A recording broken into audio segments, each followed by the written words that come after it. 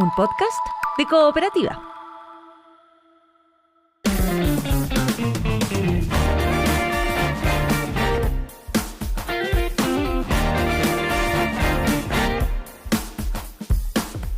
Bueno, lo decía recién a propósito de la ley que ahora va a obligar a las empresas públicas privadas a contratar un 2% de personas con discapacidad. Vamos a conversar con José Ignacio Cuadra. Él es periodista con ceguera, actualmente es docente y justamente se dedica también a las comunicaciones y la capacitación, empresarial, compartiendo en primera persona su experiencia de vivir, justamente para, desde el punto de vista positivo, incentivar a que las empresas cumplan con esta ley. ¿Cómo te va, José Ignacio? Buen día. Buen día, Cecilia, ¿cómo estás? Muy bien, gracias. gracias. Los auditores. Hola, ¿cómo estás? Ahí vi en tu Instagram que anunciaste que ibas a estar con nosotros. Muy bien, muy bien. Claro que sí, pues yo Sí. fui el fanático de Cooperativa hace muchos, 25, 30 años por lo menos. La idea que queda, José Ignacio, siempre, sobre todo desde la vereda de quienes no tenemos necesariamente ni vivimos ni tenemos cerca historias de discapacidades, que es imposible porque hay mucho prejuicio, hay mucha subestimación. No es tan simple. Partamos antes de que entremos a esto de cómo convencer finalmente a las empresas de aplicar una ley, que debería ser, es increíble que haya que tratar de persuadirlos de que lo hagan, porque es una ley. Pero ¿cómo ha sido tu historia justamente para poder derribar todos estos muros que se ponen y que hacen tan complejos justamente? Mira, le resumo, yo nací para el día del terremoto, el día después del terremoto del 85 en Valparaíso. 4 de marzo, entonces. 4 de marzo nací yo, y ahí inmediatamente a los 6 meses de vida se descubrió que yo seguía los juguetes por sonido, es decir, que yo no veía, y inmediatamente cuando se dice que tú tienes discapacidad, tus sueños se ven mutilados, se ven postergados, se ven disminuidos. Esa canción de Pancho Puelma del ingeniero no existe para la gente con discapacidad. Entonces, yo así fui viviendo mi infancia, mi juventud. Yo fui en un colegio regular porque tuve la suerte que veía el 0,05% de los izquierdos.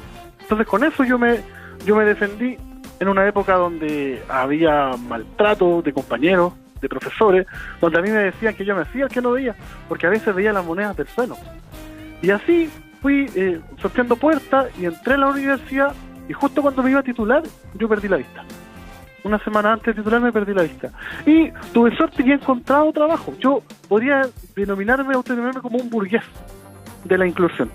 Porque yo actualmente tengo 6 trabajos. Y lucho con esto porque quiero tratar de que nadie viva lo que vivió mi mamá.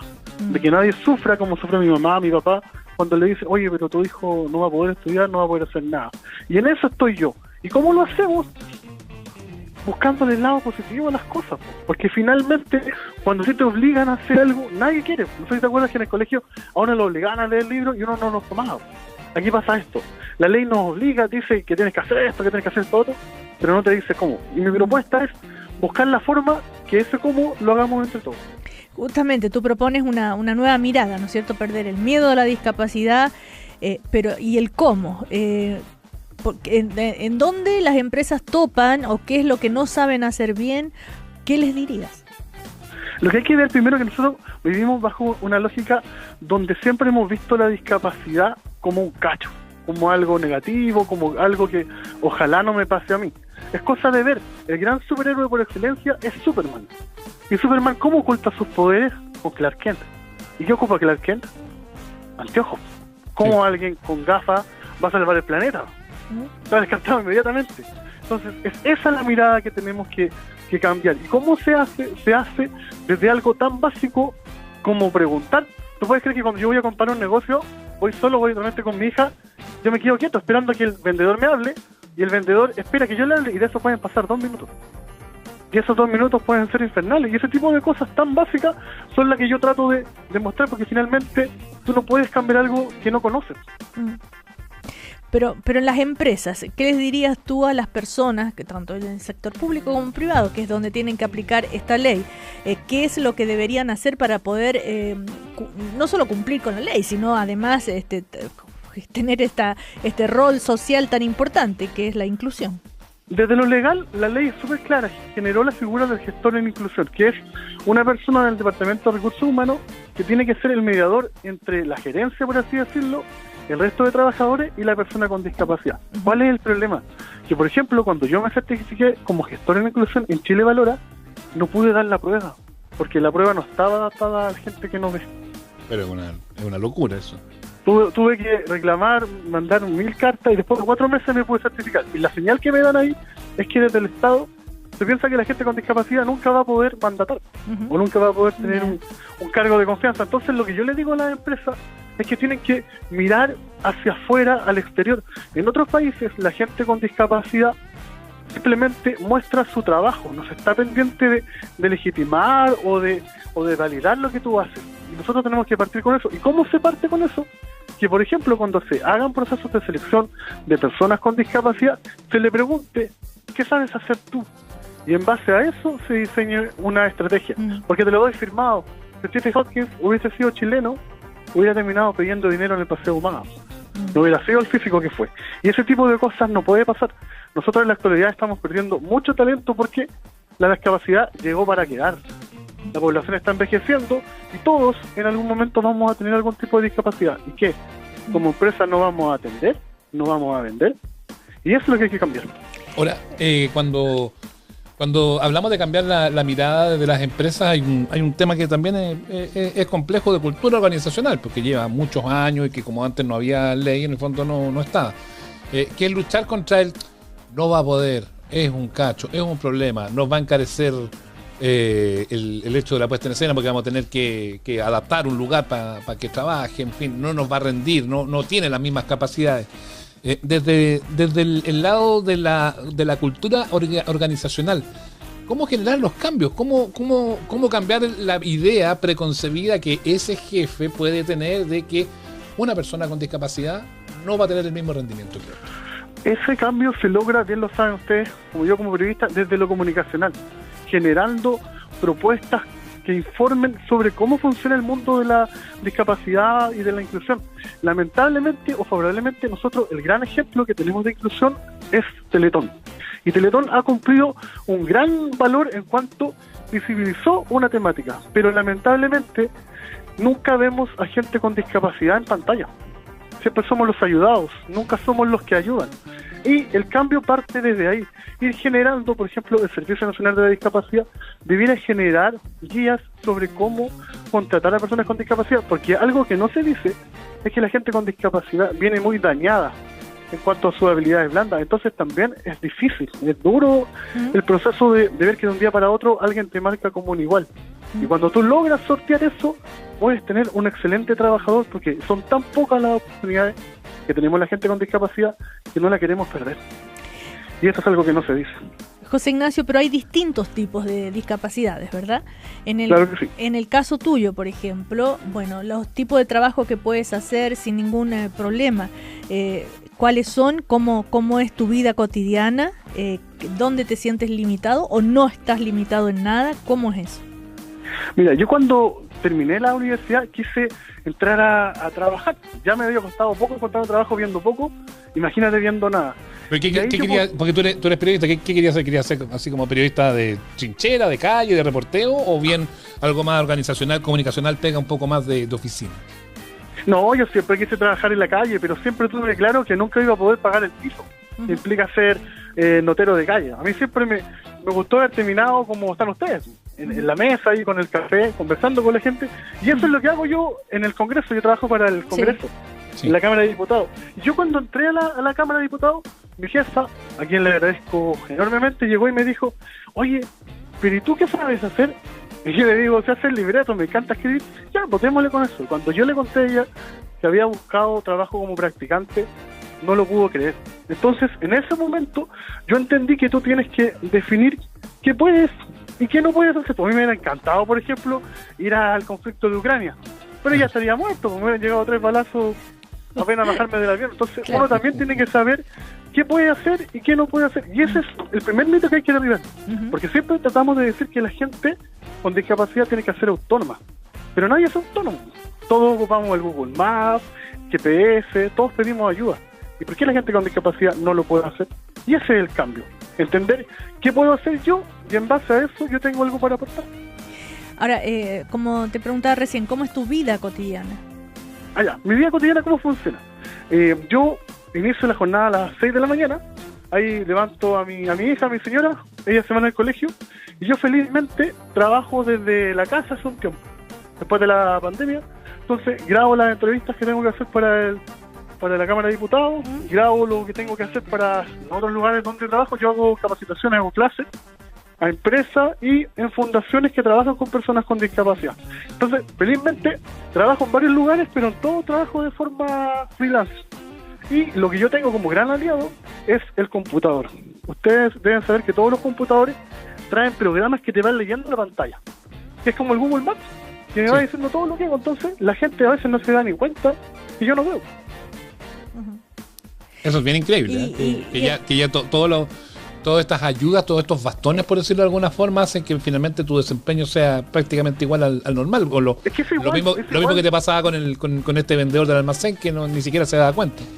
Claro, es que en algunas cosas es igual y en otras es mejor y en otras no es tan bueno. Y en esas que no es tan bueno, tú siempre necesitas la ayuda de un colega. A ti te debe pasar, pues, Seba, que tú estás siempre ahí en los deportes, pero de repente hay el resultado que tú no sabes. Y ahí tienes que estar el bueno de Igor Ochoa, Pato Muñoz, alguien dándote el dato, ¿no? La pega de equipo es fundamental, siempre. Y en la inclusión, más todavía, porque finalmente la gran mentira que nos quiero decir es que hay gente sana y gente con discapacidad, y en realidad todos tenemos discapacidad, porque la discapacidad hoy día no es que tú no veas, que tú escuches, es lo que el entorno no te permite hacer. Por ejemplo, ahora estamos conversando por teléfono y no hay discapacidad, pues no hay problema que yo no vea. Pero imagínate, yo te dijera, Seba, tienes que ir a manejar un F-16. ¿Puedes? Imposible. Tienes discapacidad. ¿Te das cuenta? La discapacidad está en el entorno, no está en ti. Oye, y cuando llegas a las empresas a hacer estas charlas de inclusión y todo, uno, ¿qué es lo que tú te das cuenta que pasa en las empresas? Y dos, ¿qué es lo que más te consultan? ¿Qué es lo que más se demanda desde justamente quienes no están muy interiorizados o no quieren estar muy interiorizados sobre estos temas? Bueno, lo primero que les llama la atención es que llegue alguien con discapacidad a hablar de discapacidad. Generalmente estos temas son cubiertos por personalidades que no tienen discapacidad y no saben lo que implica vivir con discapacidad. Y después, cuando superamos ese primer hito, viene una cosa bien extraña que la gente me dice: oye, pero tú tenés varios trabajos, ¿para qué necesitamos una ley? Si tú puedes trabajarlo más bien.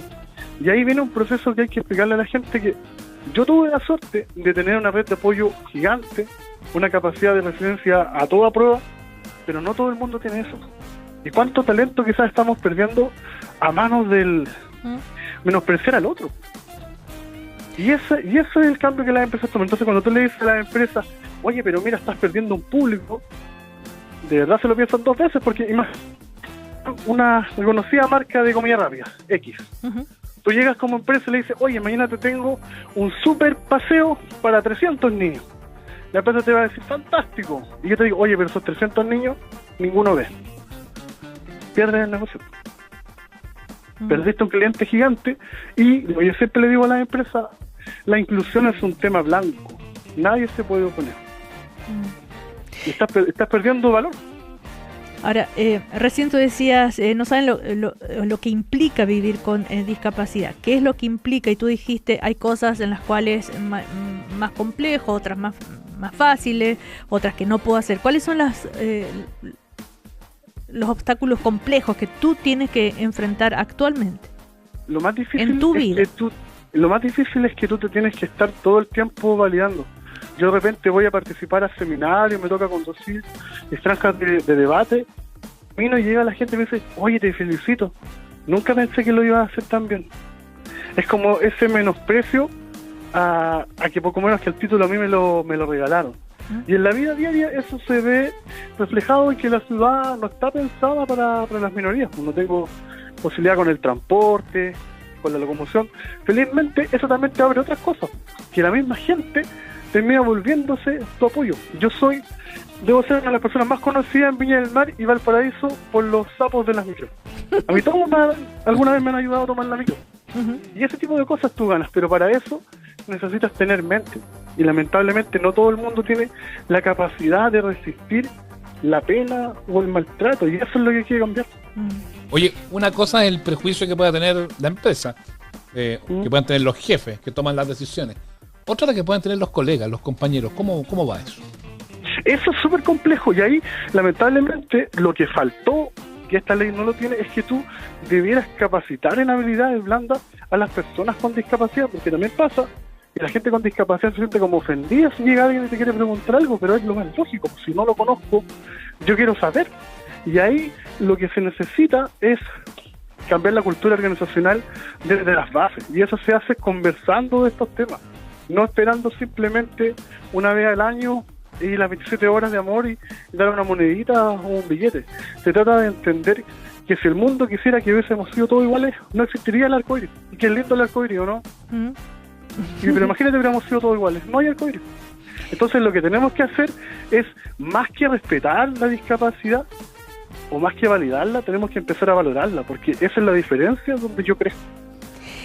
José Ignacio, ¿y qué pasa con las personas que tienen alguna discapacidad? La manera en que enfrentan la sociedad, cómo se plantan delante de la posibilidad de un trabajo. Y te insisto, hay distintos tipos de discapacidad. Me imagino que hay que saber lo que se puede o no puede, y las empresas también dirán, bueno, ¿a quién puedo contratar, a quién no? ¿Qué me sirve, qué no me sirve? En ese sentido, en ese universo, ¿cómo es? ¿Cómo lo describirías? Es un universo súper complejo, variopinto, porque también hay mucha gente que tiene asociada a la discapacidad pobreza. Los niveles educacionales de la gente con discapacidad a veces son muy bajos. Y por otra parte, como nunca estuviste incluido en la sociedad, tus habilidades blandas son... Pero cuando tú ya las empiezas a recuperar, esa gente va con entusiasmo. La gente con discapacidad va con entusiasmo porque cuando tú logras dar con tu primer trabajo, tú te sientes validado, te sientes reconocido. Pero danos ejemplos así de personas con discapacidad que puedan realizar algún trabajo, que tú sepas. Por ejemplo, yo le hice clase a gente con discapacidad ceguera total, y ellos, después de tomar un curso conmigo de administrativo contable, terminaron trabajando en el CEFAM de La Granja, por ejemplo, con gente sin discapacidad. ¿Por qué? Porque ahí ellos van aprendiendo el uso del computador, aprenden a ocupar programas especiales que te van leyendo la pantalla y pueden hacer lo mismo que tú. Si el tema pasa que nosotros decimos discapacidad visual, o masajista o artesana, ¿sí o no? Y ese tipo de cosas tenemos que cambiar. Veamos los panamericanos. Ahí vemos a gente tirando el arco con la boca, jugando tenis en silla de ruedas. Y ese es el cambio que hay que hacer. Y no pensar solo en la discapacidad o en lo que no tiene la persona, sino que darle una oportunidad que muestre. Y si no lo hace bien, bueno, no sirve para el trabajo, pero no lo puedes sacar sin antes llegar a la entrevista. Y eso es lo que pasa hoy en día. La ley dice que tú tienes que hacer adecuaciones razonables para los trabajos. Pero cuando tú pones esos ajustes razonables en tu trabajo, tú dices qué discapacidad tiene. ¿Y qué dice el seleccionador? Dice, no, mira, este necesita un computador, no, este necesita cambiar la puerta, no, mejor no me sirve, mejor paso de largo. Y eso es lo que hay que cambiar. Y eso es lo que la ley no cautela, porque ustedes deben saber que la entidad que menos contrata a gente con discapacidad es el Estado. Entonces tú le estás pidiendo al privado que haga lo que el Estado no hace. ¿Y claro, por qué? Un dato bien potente. ¿Por qué crees tú que no pasa? Porque somos un cacho. Y no somos, porque nadie nos ha enseñado que es una oportunidad de hacer mejor las cosas. Tú sientes que te están sacando de la zona de confort. Mira, te invito a el siguiente ejercicio. Anda un día, probablemente un local de comida rápida, y mira un completo. Y después dile, quiero el completo, pero sin salchicha. El vendedor se tupe. Y con la gente con discapacidad pasa eso. Cuando ven a alguien con discapacidad, la gente se tupe. Y en ese tupir no quieres avanzar, pues, porque te están sacando de tu zona de confort. O sea, si el Estado es el peor empleador para las personas con discapacidad, podríamos decir que hay mucho discurso, mucha palabra, harta chaya y poca acción al final de cuentas, ¿no? Al final de cuentas, y felizmente, supuestamente, con esta actualización que se hizo a la ley de inclusión laboral, que solo espera la promulgación del presidente Boric, eso debiera cambiar porque debieran aumentar la fiscalización. El tema es que, no sé si ustedes saben, pero si tú no cumples, por ejemplo, con la cuota de contratación, tú puedes donar o pagar una multa y te sacas la ley. Es insólito, pues imagínate que tú mataras a alguien y yo te digo, ya, pero si tú me pagas 100 millones de pesos, quedas libre del crimen. Y eso pasa acá. Y ese tipo de medidas no puede ser. No puede ser que yo me pueda saltar la norma pagando. Claro, porque la complejidad que tienen son justamente los números que decía Cecilia al inicio. O sea, más de un 60% no la cumple de frentón. Y los otros a tirones. Y ahí uno asume que una fiscalización mayor podría funcionar, pero también sabemos que haciendo carne finalmente la palabra de la ley, lo que dice la ley, muchas veces las fiscalizaciones se hacen difíciles porque no hay fiscalizadores. O sea, apartamos de ahí para adelante. Claro, pero mejor no pensemos en fiscalizar porque te dura hasta que te quitan la fiscalización. Pues. Quizás pensemos en abrirnos, en generar espacios. Por ejemplo, no puede ser que en los medios de comunicación, en televisión, no haya nadie con discapacidad en pantalla. Pero no hay nadie. ¿Cómo no? O somos muy malos o somos muy pocos. Entonces, si tú no tienes referentes de un tema, ¿cómo vas a tratar de cambiarlo o de abrazarlo si no lo conoces? No hay nadie con discapacidad en ninguna parte. Entonces, como somos tan invisibilizados, nadie toma esta temática y por eso yo estoy tan contento que hayan sido los primeros, porque yo Cooperativa la escucho de chico, de pequeño, y me parece genial que estén tomando este tema porque nadie lo toma. José Ignacio, ¿por qué tú tomaste la decisión o tienes ese estilo de vida de usar las redes sociales, contando tu vida cotidiana, con humor, con ironía?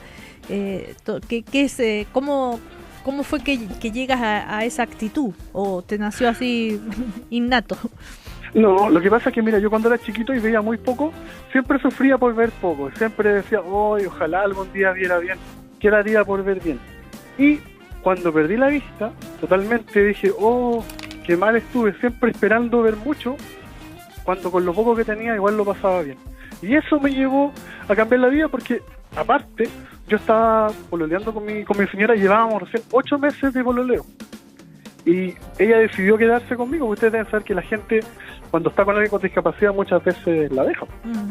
Y mi señora dijo, no, yo me quedo contigo. Entonces yo dije, no puedo ser mal pagador a ese regalo que es estar juntos. Entonces tenía que darle ánimo y después llegó mi hija, está ahí también. ¿Y cómo voy a ser un causante de tristeza de un niño? Y no digo que todos los días sean felices, pero veámoslo así, esta posibilidad, el que yo no vea, me permitió hoy día estar conversando con ustedes. Claro, y ahí finalmente aplica uno, tu conocimiento, eres profesional en comunicaciones, y dos, también de una u otra manera te permite cumplir ese anhelo que tenías inicialmente de, no sé, de estar en la calle, de estar frente a una cámara. Eso, exacto. De una u otra manera termináis cumpliendo un sueño también. Exacto, porque la gracia que tienen las redes sociales es que te permiten llegar a lo masivo. Yo igual hice televisión en el canal de la cámara, pero no es lo mismo. No es lo mismo ver que tenía un viral de 1 millón de visitas. ¿Y otra cosa? ¿Y cuáles son los que se hacen virales, José Ignacio? En mi caso, los 2 virales, los últimos que tuve, por ejemplo, uno tuvo 1 millón de visitas que eran los colores del bastón. Ustedes deben saber, a ver. Nos vemos, nuestros bastones tienen colores dependiendo del grado de ceguera o del grado de expertise que tú tengas con el bastón. Ese video tuvo 1.300.000 visitas. Y hace poquitos días subimos con mi señora un video sobre cómo es tener sexo con alguien que no ve. Mira qué transgresor. Con el tema de apagar la luz. Ajá. Y ese video fue muy curioso porque tuvo muchas visitas, pero perdí 100 seguidores. ¿Por qué? Porque la gente no quiere ver eso, po. La gente quiere ver al niño con discapacidad, po. Quiere ver al pobrecito. Cuando yo voy al estadio con mis amigos, vamos a algún concierto, a mí los guardias no me revisan. ¿Cómo el cieguito va a hacer algo malo? Entonces, ese tipo de cosas son las que promuevo yo con mi pareja, con mi hija, y eso es lo que busco. No que se invisibilice que tengo discapacidad, sino que me marques como un igual. Claro. Bueno, interesante conocer tu historia, José Ignacio. Gracias por conversar con nosotros. Hasta cualquier otra oportunidad. Vamos a ver cómo evoluciona esta ley. José Ignacio Cuadra Verdejo, entonces, periodista con ceguera, padre, consultor en inclusión laboral, diversidad y comunicación, y que justamente es un gestor en inclusión laboral. Así que muchas gracias, José Ignacio, que estés muy bien. Gracias a ustedes por estos minutos y recuerden que el límite es la imaginación. Si yo imagino poco, pienso poco y crezco poco. Muchas gracias, que estén muy bien. Lo último, da tu cuenta para que te sigan en Instagram, que es un hit, además. joseignacio.cuadra. Me pueden buscar en Instagram, en TikTok, en YouTube, en LinkedIn. Estoy en todas. Como cooperativa. Okay. Eso, bueno. Felicitaciones por esa pega que es muy buena. Chao. Chao, que estén muy bien. Gracias. Chao. Aquí termina el podcast de Una Nueva Mañana. Cooperativapodcast.cl. Otra forma de escuchar Cooperativa.